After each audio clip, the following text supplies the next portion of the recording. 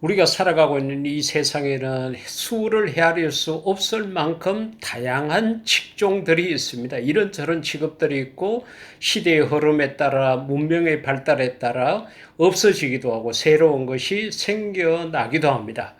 그런데 우리가 큰 회사에 들어가서 많은 돈을 받고 그 회사의 명성을 따라서 저절로 내 위상이 올라간다 이렇게 생각되는 그러한 직장이 있는가 하면은 그렇지 않는 직장도 있을 것입니다. 하지만은 우리가 하나님 일에 선택받았다. 큰 회사에서 나로 하여금 당신이 우리 직장에 와서 일해 주십시오. 이렇게 말하는 것도 우리가 개인적으로 영광인데 위대하고 거룩하시고 존귀하신 하나님께서 내가 너를 택했다. 내가 너를 믿고 이 일을 맡기겠다. 나를 위해서 일해달라. 하나님 일에 선택받았다는 것은 그 무엇과도 비길 수 없을 것입니다. 바울은 디모데 목사에게 이와 같이 이야기를 합니다. 나를 능하게 하신 그리스도 예수 우리 주께 내가 감사함은, 그러니까 바울이 하나님 앞에 감사하는 것은 나를 충성되이 여겨. 그래 실제적으로는 충성스럽지 않는데 하나님께서 자신을 충성되이 여겨가지고 내게 직분을 맡기심이니. 할렐루야. 하나님께서 그 바울을 충성되이 여겨가지고 너가 나를 위해서 이 일을 좀 해달라라고 직분을 맡기셨다는 거예요. 그러면서 13절에 보면은 바울은 자기 자신의 과거를 회상합니다. 그러니까 예수님을 믿기 전에는 어떤 사람이었느냐? 비방자요, 박해자요, 폭행자였으나 그와 같이 이야기를 했습니다. 그때는 오히려 예수님을 모른 척하고 그냥 살아가는 것이 아니라 더 적극적으로 예수님을 믿는 사람들을 잡아다가 감옥에 가두고 예수 믿는 사람을 괴롭히고 힘들게 하는 주동자였다는 거예요. 근데 하나님께서 어느 날 자기를 충성되이 여기가지고 직분을 맡겼다고 그와 같이 이야기를 했습니다. 사랑하는 성도 여러분, 우리가 섬기고 있는 교회 안에서 우리가 때로는 목사로, 선교사로, 장로로, 권사로, 집사로, 교사로, 찬양대원으로, 안내요원으로, 주차요원으로 우리가 이루 말할 수 없는 다양한 직분에 우리가 부름을 받지 않았습니까? 때로는 우리가 그 일을 하다가 갈등에 빠질 때도 있고 힘들 때도 있고 때로는 내가 이것을 왜 해야 되나 이런 생각이 들 수 있습니다.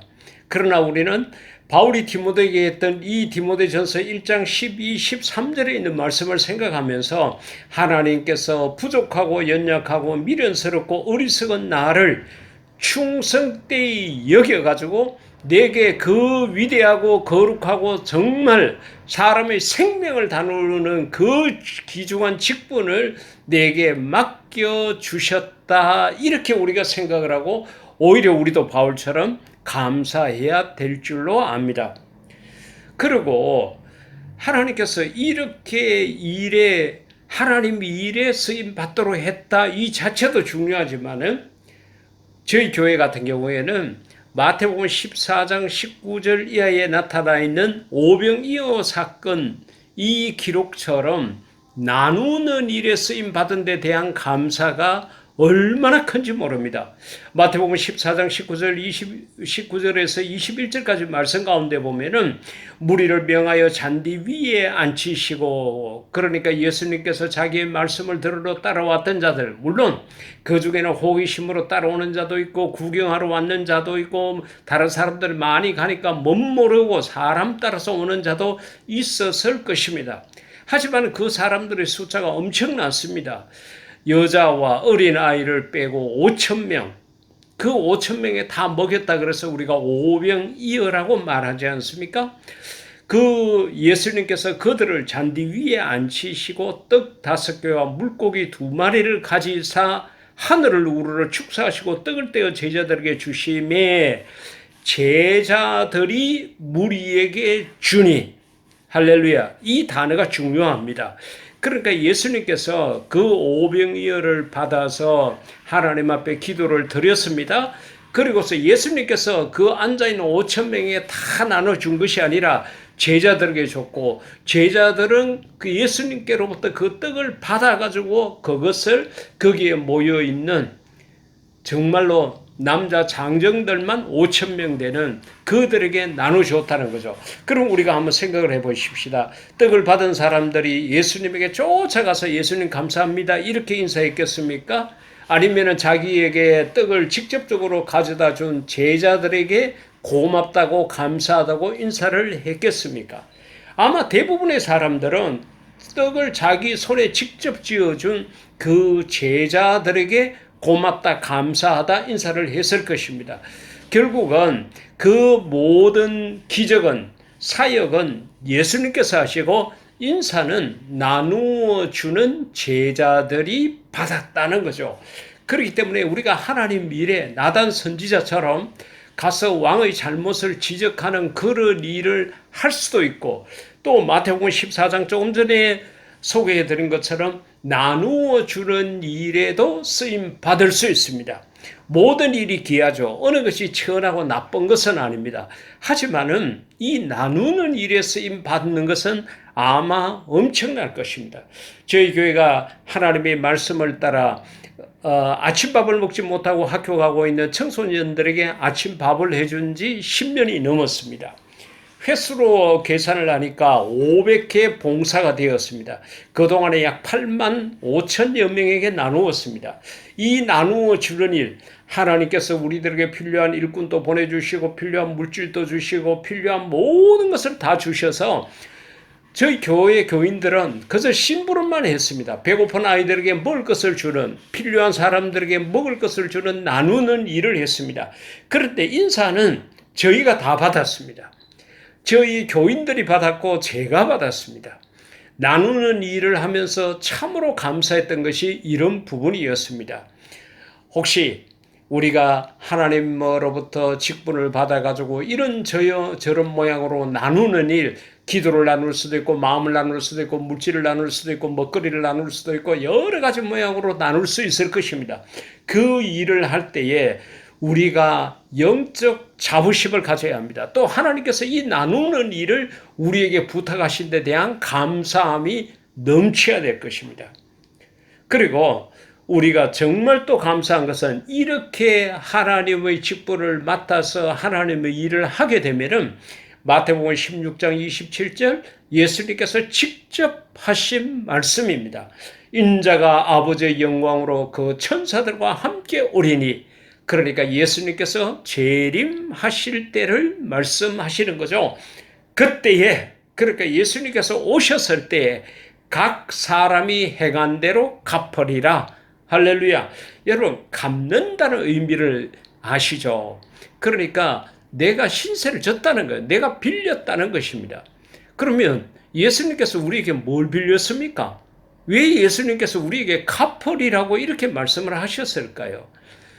마태복음 25장 가운데 보면은 지극히 작은 자 하나에게 행한 것이 곧 내게 행한 것이다. 예수님께서 그와 같이 말씀하신 게 있어요.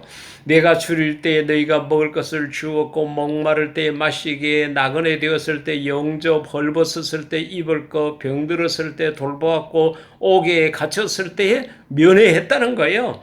언제 주님이 그랬습니까? 이와 같이 이야기를 했을 때 너희가 여기 내 형제 중에 지극히 작은 자, 여기서 지극히 작은 자라는 것은 나보다 못한 자라고 생각하면 됩니다. 나보다 건강이 못하든 물질적으로 못하든 지식적으로 못하든 믿음이 연약하든 지극히 작은 자 하나에게 한 것이 곧 내게 한 것이리라. 그래서 예수님께서 내가 갚아주겠다는 거예요. 그래서 예수님께서 이 땅에 다시 오실 때에 각 사람이 교회 단위로 상 주는 게 아니에요. 우리 가족 수대로 주는 것이 아니라 각각 믿음은 하나님과 나와 1대1입니다. 각 사람이 행한 대로 말한 대로 생각한 대로가 아니라 행한 대로 갚으리라. 그와 같이 말씀을 하신 거예요. 오늘 이런 말씀들을 생각하면서 다시 말하면은 하나님 일에 우리가 부름을 받았고 우리가 어떤 모양으로든지 일에 쓰임 받았을 때에 그 일에 대한 상급이 있다는 것을 꼭 기억을 하시고 감사한 마음으로 맡은 일에 충성하는 저와 여러분이 될 수 있기를 인류 최대 멋쟁이신 예수님 이름으로 축복합니다. 아멘. 우리가 이 세상에서 예수님을 믿는 사람으로서 기본으로 생각해야 할 것이 있습니다. 가령 예를 들어서 거린들이 먹을 것이 필요해서 교회를 찾아 들어오기도 합니다. 요즘은 그런 경우가 많지 않습니다만은 사회복지 제도가 제대로 되지 않았을 때는 정말로 교회에 많은 거린들이 찾아왔습니다. 그래서 교회를 개척하고 교회 형편과 처지도 어려운데 또 어려운 사람들이 와서 도와달라고 하니까 더 어려웠죠. 그래도 그때는 무엇인가 조금이라도 나누어 주고 하는 그런 모습이 있었습니다. 그러니까 어렵고 힘들 때 내가 먹을 것이 없어 가지고 저 교회를 찾아가야 되겠다 이렇게 생각하는 거린의 마음 속에는 교회는 사랑이 있다. 어떤 상점에 가서는 내가 거절을 당했고 어떤 다른 사람에게는 거절을 당했지만은 교회라는 곳은 나를 도와줄 거다. 교회 목사님, 전사님은 나를 거절하지 않을 거다 하는 믿음을 갖고 오는 거죠. 교회는 사랑이 당연히 있다는 그 믿음을 거린들은 갖고 온다는 것입니다. 예수님께서 우리 예수를 믿는 사람들이 이 세상을 살아가면서 가져야 될 기본에 대해서 말씀을 하셨습니다. 여러분 기본이 무엇인지 알죠? 가령의 예를 들어서 군인의 기본은 무엇일까요? 바로 총일 것입니다. 육해 공군 해병대고 특수부대고 간에 군인이라는 모든 사람은 어떤 모양 권총이든 어깨에 매는 긴 장총이든 간에 총을 가지고 있습니다. 군인의 신분이면서 총을 가지지 않았다는 것은 사실은 군인이 아닐 수 있습니다. 이 땅에서 예수님을 믿는 사람이 기본적으로 가져야 될 것, 예수님께서 우리들에게 말씀을 해주셨는데 그것이 바로 마태복음 22장 37절 이하에 있는 말씀입니다.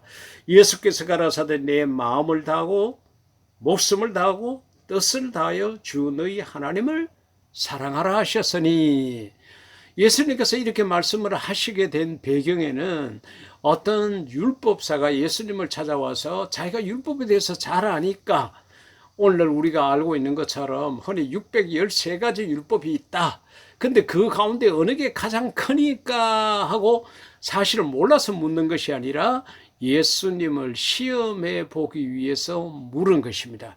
그 물음에 대한 예수님의 답변이 바로 이 마태복음 22장 37절 이하 말씀인데, 제일 먼저 하나님께서 하신 말씀이 주 너희 하나님을 사랑하라. 이것이 크고 첫째 되는 계명이다. 그같이 이야기를 했습니다. 그리고 다음에 둘째는 그와 같이 말씀을 하시면서 내 이웃을 내 몸과 같이 사랑하라. 그래서 예수님께서는 하나님 사랑 그리고 이웃 사랑, 이 두 가지를 가지고 있어야 된다. 하나로 뭉치면 결국은 사랑이라는 거죠. 예수를 믿는 모든 사람에게 기본이 뭐냐? 바로 사랑이라는 것입니다. 하나님께서 세상을 이처럼 사랑하사 우리에게 독생자를 주셨습니다. 그 독생자 예수님은 저와 여러분을 사랑하셔서 십자가에서 우리를 위해서 목숨을 주셨습니다. 그렇기 때문에 기독교의 핵심은 사랑이고 성경의 중심의 흐름이 사랑입니다. 만약에 성경에게서 사랑을 빼버리거나 하나님과 예수님에게서 사랑을 뺀다 그러면은 우리가 보편적으로 알고 있는 하나님, 예수님, 교회가 아닐 수 있습니다. 사랑이라는 것은 그만치 중요합니다. 그래서 저는 간혹 그렇게 이야기를 합니다. 우리 교회를 상징하는 그 심벌이 십자가보다는 사랑을 말하는 하트 모양이면 좋겠다. 교회는 사랑이다. 예수 믿는 사람에게는 사랑이 있어야 된다. 이렇게 예수님께서 우리들에게 말씀을 하셨기 때문이라는 겁니다. 그러면은 하나님을 어떻게 사랑해야 되느냐? 예수님께서 구체적으로 말씀을 하셨는데 마음, 목숨, 뜻을 다 하라고 이야기를 했습니다. 여러분 우리가 남에게 무엇을 줄 수 있죠. 하지만 우리가 다 주는 것은 거의 어렵지 않습니까? 하나님 앞에 10분의 1, 11조를 드리는 것도 우리의 믿음이 어릴 때는 인색합니다. 그것 때문에 고민합니다. 그것 때문에 갈등을 느낍니다. 11조 해야 되나 말해야 되나 그것 때문에 때로는 교회를 옮기는 사람도 봤습니다. 그마치 우리의 믿음의 정도에 따라서 다 드리는 것이 아니라 10분의 1을 드리는 것에도 인색할 수가 있습니다. 그런데 예수님께서 하나님을 너희들이 사랑하되 대충 사랑하지 말라는 거예요. 80% 했으니까 됐다, 90% 했으면 됐다, 이렇게도 생각하지 말고 다 하라고 이야기를 했습니다.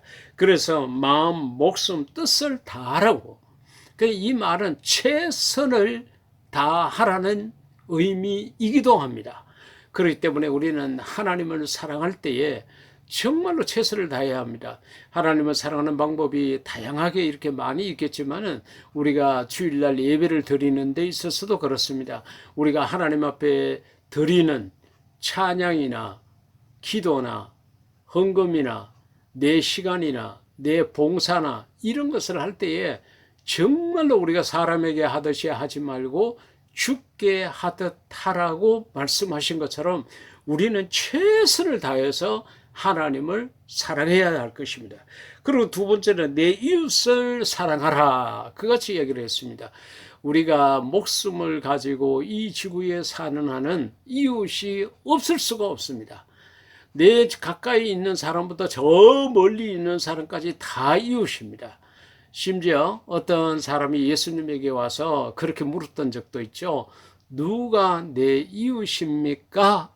이웃에 대해서 그렇게 물었습니다. 그때 예수님께서 우리가 아는 대로 강도 만난 자의 비유를 들어서 말씀을 하셨습니다.